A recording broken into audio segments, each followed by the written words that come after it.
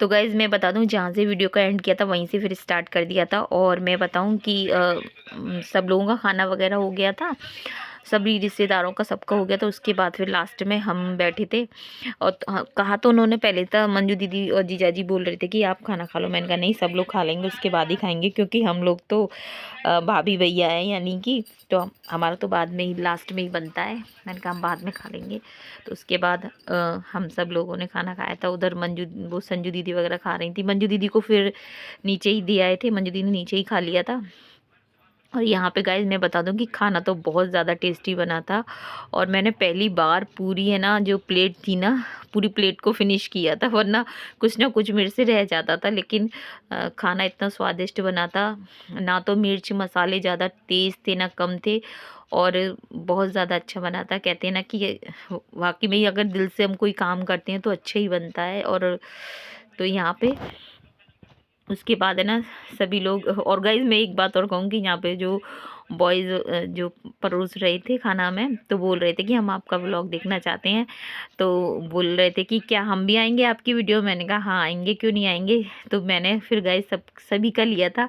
वैसे है ना गाइज मैं बता दूं कि यहाँ पे ना कैमरा पकड़ने के लिए कोई राज़ी भी नहीं हो रहा था, क्योंकि ना लव सुरभि है ना सब अपने खेलने में लगे हुए थे। फिर मेरे को खुद से ही बनानी पड़ी थी वीडियो। फिर 2 मिनट के लिए जब सुरभि ऊपर आई थी ना, तो मैंने सुरभि से बोला था सुरभि पकड़ ले कैमरे को ज़रा।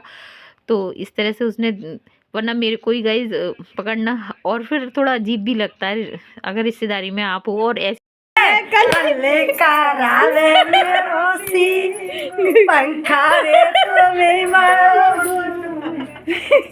सही है सही है सही है।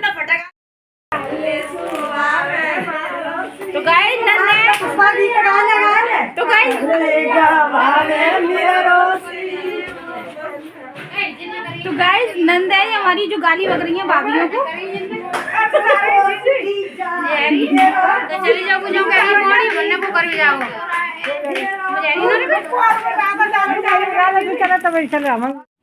तो गाइज़ मैं बता दूं आपको कि ये मंजू दीदी की ननद हैं, जो कि उन्होंने अपनी बहू का जापा करने के लिए उनको बुलाया था। और वो हमें शगुन के लिए गालियां सुना रही थी, जो गीतों में गालियां होती हैं वही सुना रही थी।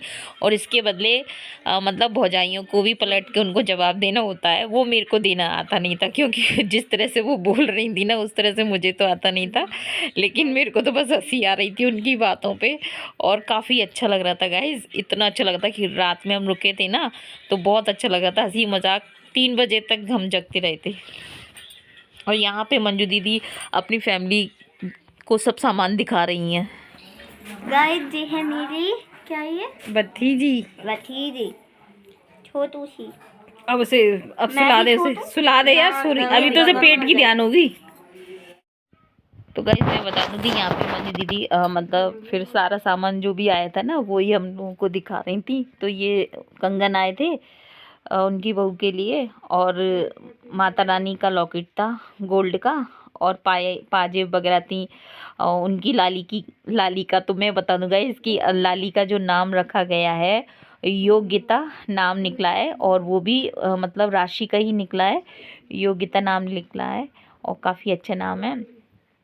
तो वही पाजेब वगैरह लाली के लिए भी आई थी, योग्यता के लिए। मंजू दीदी के घर ही रुके हुए हैं हम, और बज रहे हैं 2 बजे का टाइम हो रहा है। अभी बातें हो रही 2:30 बजे गीता भी नींद आई 2:30 बजे। तो क्या कर रहा था? राहुल लालिए लेके बैठे फिर कल पे घर पहुंच जाएंगे। हम भी नहीं सोया है, हम भी जग रहे हैं। पानी जगबग नहीं है यहाँ पे, किचन में से गाजर का लुआ हो, दही बड़े सब कुछ दिखा, वो पानी नहीं दिखा, लेकिन भूगा गया सब। खा चलना कछु मत छोड़ना। चुटंगी सो रही, बंद कर दे। तुम निकल नहीं। तो गाइज मैं बता दूं आपको कि हम लोग तो 3 बजे के बाद ही सोए थे, कब नींद आई थी पता नहीं थी। उसके बाद मॉर्निंग हो चुकी है गाइज, और यहाँ पे सब जग गए हैं, और उसके बाद मैं भी जग कर आ गई थी। तो वही मंजू दीदी और ये दूसरी वाली दीदी है ना, इनका नाम पुष्पा है। ये जो जगने वाली मामी आती है ना, जो अभी हमारे यहाँ रुकी थी, उन्हीं की बड़ी बेटी है गाइज, और बहुत मजाकिया दीदी है ये तो। और ये दोनों की तो ज़्यादा ही पटती है। मंजू दीदी की हर शादी में, फंक्शन में ये दीदी को बुलाती है, क्योंकि दोनों ही बराबर की होंगी। और मामा फूफी का तो रिश्ता आपको पता है कैसा होता है, मामा की लड़कियों से, बुआ की लड़कियों से तो कुछ ज़्यादा ही मन प्रेम होता है। मेरा खुद का भी मेरी बुआ की लड़कियों से बहुत ज़्यादा है, मामा की लड़कियों से। तो यहाँ पे गाइस फिर मैं किचन में आ गई थी, और मैं मंजू दीदी से बोल रही थी कि मंजू दीदी लाओ मैं कुछ करा दूँ। यहाँ रुकी थी और मैं ले आई हूँ आपको मंजू दीदी की किचन में। और अब तो यहाँ पे मंजू दीदी से बोल रही थी लाओ मंजू दीदी मैं चाय बना दूंगी। तो यहाँ पे गाइज मैं बता दूंगी मैं यहाँ पे चाय बना दूंगी, और ना जो भी अपना सामान था ना उससे सबको है ना मतलब सुबह का ब्रेकफास्ट वगैरह सब हो जाएगा, क्योंकि नाइट की मिठाई वगैरह हलवा वगैरह तो बहुत सारा रखा होता है। मंजू दीदी वही मुझसे बोल रही थी कि यहाँ पे हलवा वगैरह सब कुछ रखा हुआ है, चाय बनाने की बोल रही थी। मैंने कहा मैं बना देती हूँ। तो यहाँ पे वही मैं चाय बनाऊँगी। तो मंजू दीदी बोल रही थी पहले मैं थोड़ा किचन को क्लीन वगैरह कर दूँ, तो यही तो अच्छा लग रहा था गाइज। और मैं बता दूँ गाइज कि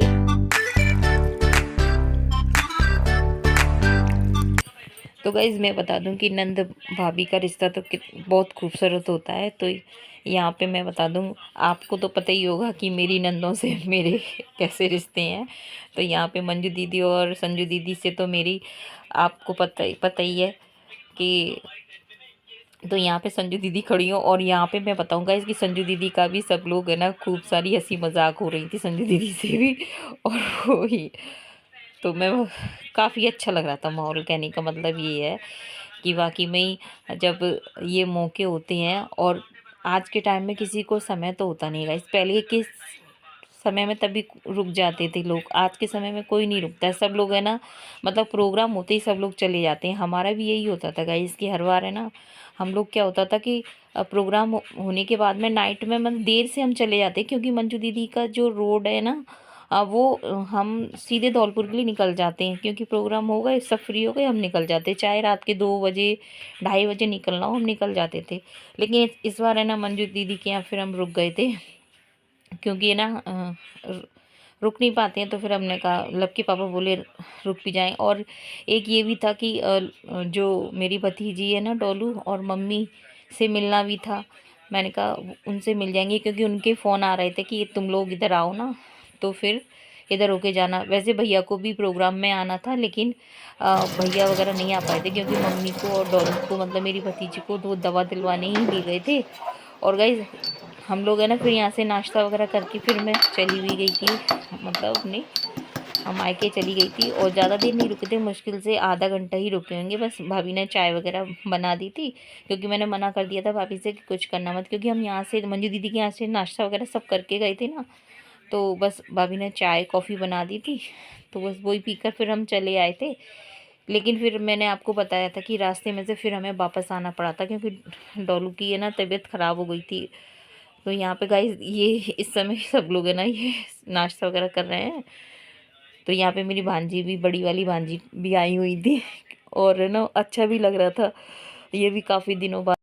तो यहाँ पे मैं बता दूं कि डोलू ने मैं तो फ़ोन कर कर के परेशान कर दिया था कि नहीं बुआ आप इधर आओगे तो मेरे से मिल के ज़रूर जाना। लवानसी और डोलू बहुत ज़्यादा फ़ोन कर रहे थे, तो भैया बोला तू आ जाइए थोड़ी देर के लिए। तो मैंने कहा ठीक है। फिर मैं ना चली गई थी, क्योंकि उधर हमारा मतलब इधर लेट होना भी इसलिए हो गया था, क्योंकि मम्मी के पास मामा मामी थे ना, तो मामा मामी की तरफ से थोड़ा फ्री हो गए थे कि मामा मामी हैं तो कोई बात नहीं, मम्मी भी बोल रही कि नहीं। और इसके बाद गाइज मैं बता दूं कि हमें इटौरा ही जाएंगे वापस। और क्योंकि जो मेरी भांजी है ना वो हमारे साथ जाएंगी, मतलब धौलपुर जाएंगी, फिर धौलपुर से फिर वो अपनी ससुराल चली जाएंगी। तो अभी हम जाएंगे इटौरा जाएंगे। लेकिन गाइज मैं बता दूं कि हम इटौरा पहुंच गए थे। फिर वहाँ से वापस भी लौट के फिर हम वापस यहीं आए थे। फिर डोलू को दवा दिलवाने ले गए थे, क्योंकि डोलू को थोड़ी दिक्कत हो रही थी ना, तो फिर उसे दवा दिलवाने ले जाना था। तो बस यही कहूँगी गाइस, की वीडियो पसंद आए तो लाइक करना, शेयर करना, कमेंट करना, सब्सक्राइब करना, और चैनल पे पहली बार आए हो तो प्लीज़ सब्सक्राइब कर देना। और आपका साथ, आपका प्यार मेरे सर माथे पे है। तो मिलेंगे फिर आपसे। जय हिंद साथियों, जय श्री राम।